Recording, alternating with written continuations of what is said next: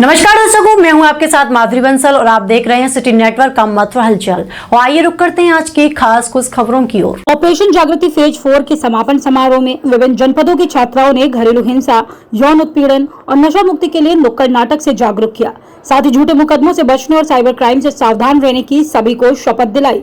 यह समारोह डैपियो नगर स्थित 5 जन प्रेक्षागृह में ऑपरेशन जागृति फेज 4 के समापन समारोह के मुख्य अतिथि आगरा जोन एडीजी अनुपम कुलश्रेष्ठ, सेवानिवृत्त आईपीएस मंजरी जारूहर मौजूद रहीं। कार्यक्रम को मंजरी जारूहर ने संबोधित करते हुए कहा कि वह 1976 में बिहार कैडर की प्रथम महिला आईपीएस रही हैं। उन्होंने ऑपरेशन जागृति फेज 4 की प्रशंसा की। इसके बाद मथुरा, मैनपुरी समेत अन्य जनपदों से आई छात्राओं ने सांस्कृतिक कार्यक्रम कर सभी को घरेलू हिंसा, यौन लोगों और को जागरूक व साइबर कार्यक्रम से सावधान रहने की शपथ दिलाते हुए पुलिस अधिकारी, शोध पुलिस विभाग, उत्पीड़न और नशा मुक्ति के लिए जागरूक किया गया। इसके अलावा आगरा जोन एडीजी अनुपम कुलश्रेष्ठ, डीआईजी शैलेश कुमार पांडे, अलीगढ़ मंडल डीआईजी प्रभाकर चौधरी समेत अन्य अधिकारियों ने साइबर अपराध, महिलाओं की आड़ में झूठा मुकदमा दर्ज करना, लव रिलेशनशिप और पारिवारिक विक्टिम से संबंधित बचने के सुझाव दिए। आज ऑपरेशन जागृति का 4th फेज का समापन समारोह था, जिसमें मुझे एडीजी आगरा ने निमंत्रण दिया था और मैं आज यहाँ आई थी इस समापन समारोह को देखने के लिए। लेकिन जो कुछ भी मैंने देखा यहाँ, उससे मैं बहुत ही ज़्यादा प्रभावित हुई और मैं सोचती हूँ कि ये जो प्रोग्राम है सोशल मीडिया के थ्रू और एक्चुअल फिज़िकल परफॉर्मेंस के थ्रू इसको जितना भी बढ़ावा दिया जा सके बढ़ाना चाहिए, क्योंकि ये सब तरह के प्रॉब्लम से डील कर रहा है। हर समाज के हर समस्या के साथ इसका एक समस्या को सल्यूशन निकाल रहा है और एक ये अच्छा सल्यूशन है क्योंकि इसमें सब कोई इन्वॉल्व है।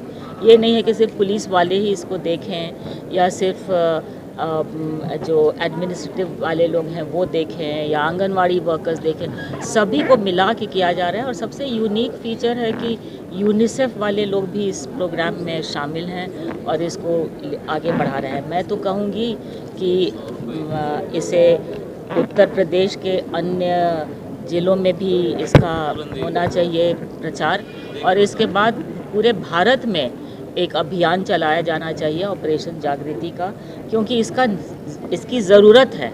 महिलाओं के लिए इसकी ज़रूरत है और फैमिली के लिए भी ज़रूरत है। ये नशा मुक्ति करना, महिलाओं को प्रोटेक्ट करना, इनके मिसयूज़ को, इनके राइट्स के बारे में इनको बताना, ये सब बहुत ज़रूरी है। और मैं सोचती हूँ कि ऑपरेशन जागृति जो शुरू किया गया है यहाँ, वो बहुत ही एक अच्छा प्रोग्राम है।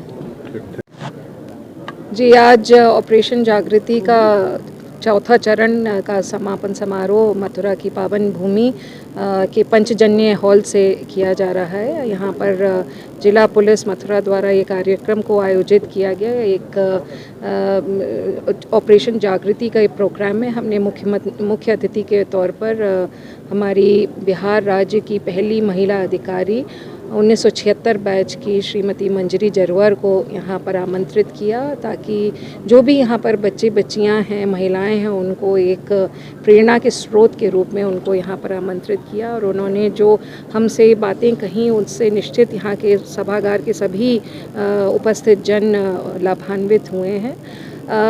इस कार्यक्रम को समस्त 7 जनपदों में चलाया गया और पिछले 1 महीने से ये कार्यक्रम चल रहा था। करीब 15 अप्रैल से लेकर 16 मई तक ही ये कार्यक्रम चला और अब कुछ समय बाद पुनः इसके 5वें चरण में हम जाएंगे। ये कार्यक्रम 1 नवंबर 2023 को यहाँ मथुरा की ही पावन भूमि से शुरुआत हुई थी इसकी, और इसमें महिलाओं के जो हमारे माननीय मुख्यमंत्री जी का महिला सशक्तिकरण का नारा है और जो मिशन शक्ति की उन्होंने परिकल्पना की है, उसी के तहत ये उसी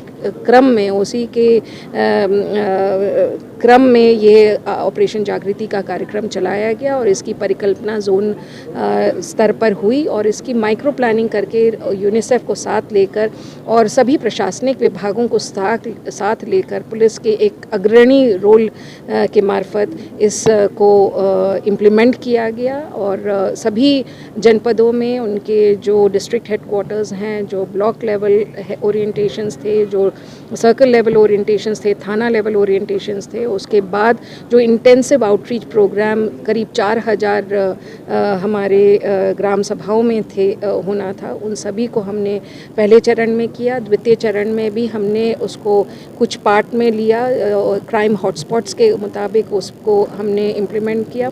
तीसरे चरण में हमने नशा मुक्ति कार्यक्रम को लिया और चौथे चरण में हमने 2-3 और इसमें स्तंभ जोड़े हैं, जिसमें पारिवारिक विघटन के संबंध में हमने ये कार्रवाई की कि जो हमारे सब डिविजनल लेवल्स हैं वहाँ पर हमने परिवार परामर्श केंद्र खोल दिए हैं, और ताकि हमारे जो परिवार विघटन के दौर से गुजर रहे हैं उनको एक परामर्श का सपोर्ट सिस्टम मिल सके और वो विघटन से बच सके।